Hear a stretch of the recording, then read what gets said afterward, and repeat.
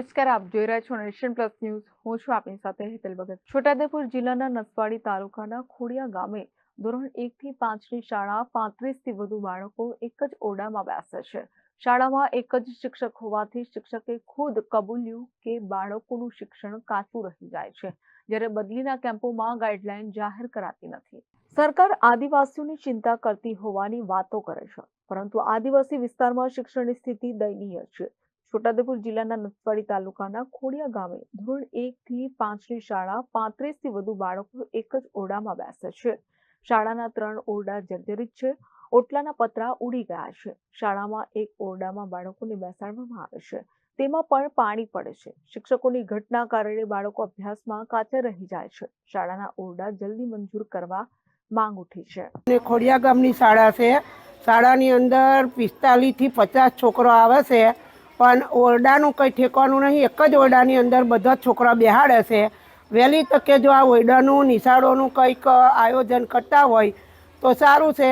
45 છોકરા વચ્ચે એક જ બેન છે અને એને બીએલઓનું કામ કરવાનું, મિટિંગોમાં જવાનું, તો અમારા છોકરાને પૂરતું શિક્ષણ નથી મળતું.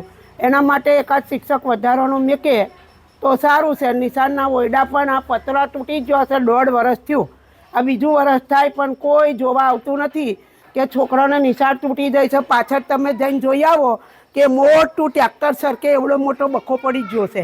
એ બધી જવાબદારી બધી નુકસાનવાળી વાત છે. એટલે તમે આ સરકારને કોઈ અધિકારીને કહી અને કંઈ કરાવતા હોય તો સારું. એક જ બેન છે કે ભણાવવા જાય કે મિટિંગમાં જાય કે શું કામ કરે.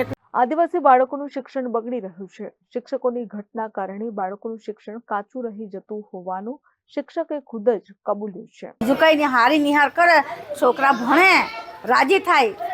છોકરા નિહાર હાર્યો તો છોકરા આવે કે ન આવે, છોકરા બીજા રખડ્યા થઈ જાય. નહીં પડે ને નિશાળ. અને બેન એકલા જ છે. એકલાના પાકી થોડા વર્ષે બેન એક શિક્ષક મોકલો. દારસબેન જોયો જ નહીં, કેવો છે તે નહીં જોયો. અહીંયા ગામમાં આવ્યો નહીં. આદિવાસી બાળકો ભયના ઓથાર હેઠળ શિક્ષણ મેળવી રહ્યા છે. ધોરણ 1 થી 5 ની શાળામાં 2 શિક્ષકોનું મહેકમ છે. 2 વર્ષથી એક જ શિક્ષક શાળામાં ફરજ બજાવે છે. તાલુકાની અંદર અમારા ઘર જર્જરિત ઓરડા 76 જેવા છે અને એ 76 ઓરડાની ફાઇલો આવી ગયેલી છે અને એ ફાઇલો આપણે પ્રમાણપત્રો લઈ લીધેલા છે અને મંજૂરી માટે પ્રોસેસમાં મોકલેલા છે. અને શાળાના આપણે નસવાડી તાલુકામાં ઘટતા 786ની આજુબાજુ અમારે મહેકમ છે. એમાંથી 1 થી 5માં 275 જેટલી જગ્યા ખાલી છે અને ભાષા, ગણિત, વિજ્ઞાન અને સામાજિકની અંદર 59 જેટલી જગ્યા. આમ કુલ 334 જેટલા શિક્ષકોની ઘટ નસવાડી તાલુકામાં છે. શિક્ષકોની ઘટને લીધે બાળકોના શિક્ષણ ઉપર અસર તો થવાની છે. મહેકમની માહિતી તમામ જિલ્લા પંચાયતની અંદર અમે મોકલી આપેલી છે અને ભરતી અને આ જે જિલ્લા પંચાયતનો જે હમણાં જિલ્લાનો જે કેમ્પ છે એની અંદર એ માહિતી અમે આપેલી છે. 120 જેટલી શાળાઓ બધી ટોટલ છે. એમાં એક શિક્ષકવાળી શાળા છે. એટલે જ્યારે કામગીરી મૂકવાનો પ્રશ્ન આવે છે ત્યારે બીજેથી વ્યવસ્થા કરવાની બહુ તકલીફ પડે. સંયુક્ત પાઠ યોજના જે હોય છે એને અંતર્ગત એમને ન્યાય આપવાનો તો પ્રયત્ન કરે છે, પણ એક શિક્ષકના લીધે થોડી તકલીફ તો રહેવાની.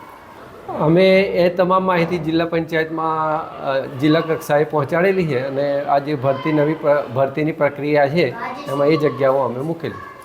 તડવી જસવંતસિંહ, વારાણસી તડવી, ટીપીઓ નસવાડી.